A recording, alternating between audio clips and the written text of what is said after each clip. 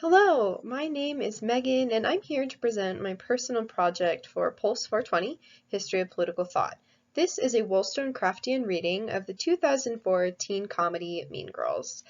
The movie displays some extremely disturbing and cruel treatment of young women toward one another in a high school setting, and moreover, many of the ideas that Wollstonecraft expounds upon in A Vindication of the Rights of Woman feature prominently within the film. I have selected some key scenes to feature and analyze from a Wollstonecraftian perspective to show just how relevant her ideas about women in society remain in the contemporary context. So let's jump right in, shall we?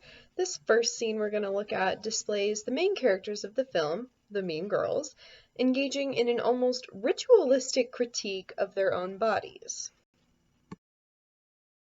God, my hips are huge. Oh, please, I hate my calves. At least you guys can wear halters. I've got man shoulders. I used to think there was just fat and skinny. Apparently there's a lot of things that can be wrong on your body. My hairline is so weird. My pores are huge. My nail beds suck. I have really bad breath in the morning. Ew. Wollstonecraft would argue that these young women's obsession with physical appearance is a result of the education they received. Their preoccupation with how they look is a remnant of societal expectations that women engage in beautification rather than strengthening their mental fortitude or practicing virtuosity. Wollstonecraft states on page 6 of the PDF that we read that for women in her day, quote, strength of body and mind are sacrificed to libertine notions of beauty, to the desire to get themselves settled by marriage, the only way women can rise in the world, end quote. It is painstakingly obvious that the girls in this scene are doing the same thing. They are measuring themselves to contemporary beauty standards because they know that the only way to receive male attention is to conform to those standards. Katie, the young woman who doesn't understand this ritual, has been educated in a home school environment in a culture far from the Western male gaze built on these beauty standards, which explains her confusion in this scene. We see this happen again during Katie's explanation of the holiday of Halloween. In the regular world, Halloween is when children dress up in costumes and beg for candy. In girl world, Halloween is the one night a year when a girl can dress like a total slut and no other girls can say anything about it. The hardcore girls just wear lingerie and some form of animal ears. Doesn't she look great, honey? What are you? I'm a mouse. Duh. Wollstonecraft argues on page 30 that women are, quote, taught from their infancy that beauty is woman's scepter, end quote, and that they are so uneducated and their minds have been so neglected in the pursuit of feminine sensibility that women roam in the cages of their bodies and seek only to, quote, adorn their prison, end quote. Their physicality is quite literally a cage, and women's attempts to conform to beauty standards are the unfortunate consequences of societal emphasis on female beauty for male pleasure. Dressing up in lingerie on Halloween, despite one's better judgment, is a way for these women to gain male attention, so they disregard how degrading it is to reduce oneself to one's physical appearance and to exploit their fleeting beauty for male attention. These women's desire to be physically pleasing, Wollstonecraft would argue, is one of the artificial duties woman has been assigned in place of her true destiny, to become man's educated counterpart, ready to mother and discipline children from a committed and monogamous marriage built on friendship rather than lust. This theme of appropriating one's physical beauty for male attention reappears throughout the movie many times and manifests in the character of the mother of one of the girls, Regina George. Regina's mother has undoubtedly served as a poor role model for her daughter by relying only on her physical appearance for attention from a wealthy man.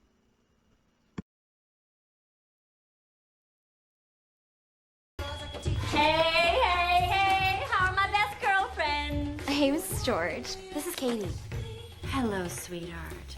Hi, welcome to our home. just want you to know, if you need anything, don't be shy, okay?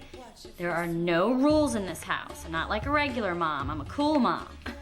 Right, Regina? Please stop talking. Okay, I'm gonna make you girls a hump day treat.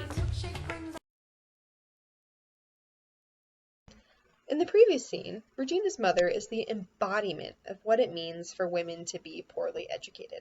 She is a sensible housewife who, in Wollstonecraft's words on page 46, has been motivated only, quote, to acquire accomplishments with next to no intellectual content, end quote.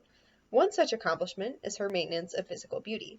In the scene, you can see that Katie, the young redhead, is uncomfortable with the elective breast surgery Regina's mother has undergone to remain physically attractive to her husband.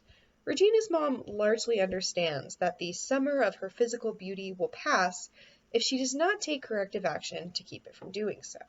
She is avoiding the inevitable ultimatum that Wollstonecraft poses to either, quote, look into herself for comfort and cultivate the faculty she has idled, end quote, or try to please other men, to forget how her love or pride has been humiliated, end quote. She decides to remain instead in her feeble state of mind without true exercise of reason, because she has been taught that the ultimate end in life is to obtain, keep, and entertain a husband. So instead of educating herself or seeking attention from other men in the absence of the beauty of her youth, she gets a boob job. She's found a way to keep her husband happy that doesn't require her to undergo the difficulty of education or the humiliation of seeking alternate forms of male affection.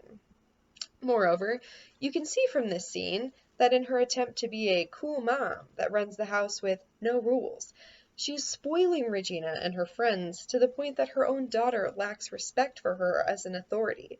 She's the prime example of Wollstonecraft's woman of sensibility, a woman who is least fit for the task of managing a household and raising children, because she is, quote, bound to be carried away by her feelings and spoil a child's temperament, end quote.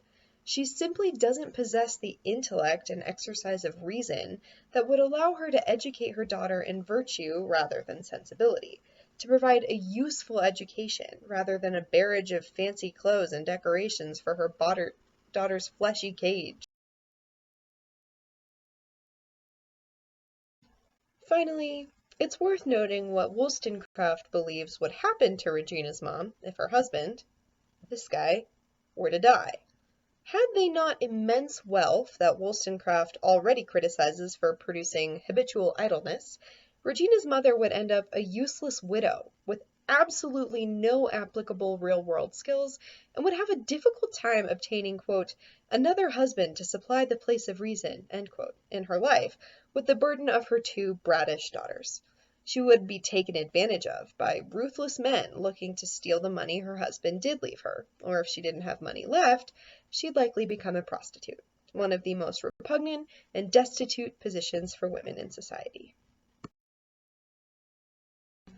This next scene features an example of one of Wollstonecraft's critiques on women's education. After her absolute annihilation of Jean-Jacques Rousseau, Wollstonecraft criticizes Dr. Jean Gregory for some of the content in A Father's Legacy to His Daughters. She takes specific issue with his warning to, quote, be cautious, even in displaying your good sense. Keep it a profound secret, especially from men, who generally look with a jealous and malignant eye on any woman who has knowledge, end quote. Katie does exactly that in this next scene. I was finding any excuse I could to talk to Aaron. I don't get this. Do you get any of this? Nice job, Katie. Kinda seems like you get it. If I was going to keep this going, I was going to have to really commit. Not your best. Damn, Africa, what happened? How'd you do? Not so good. You know, I think I need a tutor. As you can see, Katie has chosen to dumb herself down to get Aaron, the boy she likes, to pay attention to her. When he didn't feel as though he could exercise his white knight superiority complex in giving her help on her math homework, she decided to deprive herself of her own mathematical knowledge for the attention of a boy.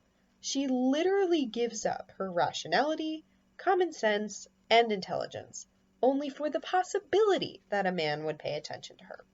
Wollstonecraft vehemently opposes this, arguing that, quote, if women have to adjust themselves to the company they are in, where are the rules of accommodation to stop? End quote. For Katie, her rules of accommodation extend all the way to failing her calculus class for Aaron's undivided attention. Even further, she views her fellow woman with overt contempt for stealing the attention of the man she desires. How could Janice hate Regina? She was such a good slut!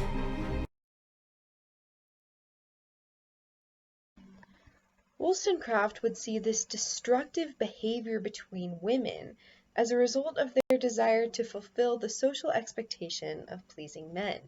Wollstonecraft remarks that, in certain circumstances, mothers might envy their daughters and see them as competition for their father's affections.